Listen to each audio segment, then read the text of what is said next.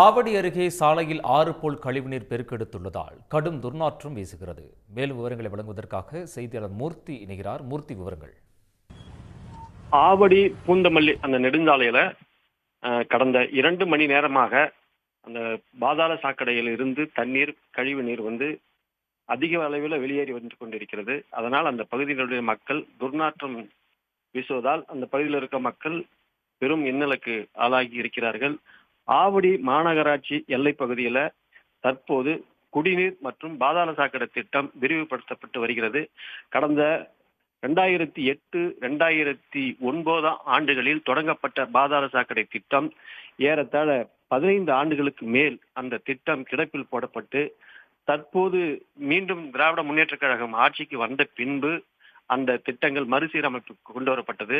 அந்த மறுசீரமைப்பு கொண்டு வரப்பட்ட பகுதியில் சில பகுதிகளில் பாதாள சாக்கடை திட்டம் சிறப்பாக அமுல்படுத்தப்பட்டு சிறப்பாக நடைமுறையில் இருந்து விடுகிறது.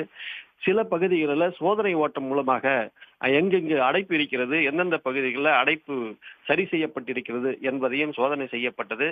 இந்த நிலையில சில பகுதிகளில் சோதனை செய்யப்பட்டு அது நடைமுறைக்கு கொண்டு வரப்பட்ட பாதாள சாக்கடை திட்டம் அந்த ஆவடி பூந்தமல்லி நெடுஞ்சாலையில தண்ணீருக்கு அந்த திடீர் என்று ஒரு பகுதியில அது குபுகுபென்று வெளியேறி அந்த பகுதியை முழுவதுமாக அது ஆற்றில் போகும் வெள்ளம் போல் அந்த தண்ணி வெளியே கழிவுநீர் வெளியே போய்கொண்டு இருப்பதால் அந்த பகுதி மக்கள் துர்நாற்றம் வீசி மிகவும் சிரமப்பட்டு கொண்டிருக்கிறார்கள். அந்த பகுதி வழியாகத்தான் பள்ளி, கல்லூரிகளுக்கு வாகனங்கள் சென்று கொண்டிருக்கிறது.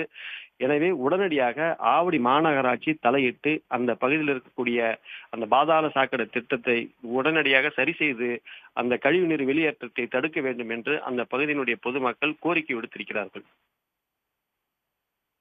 மூர்த்தி, தகவல்களுக்கு நன்றி. உடனுக்குடன் செய்திகளை தெரிந்து கொள்ள சன் நியூஸ் பெல் ஐகானை கிளிக் பண்ணுங்க.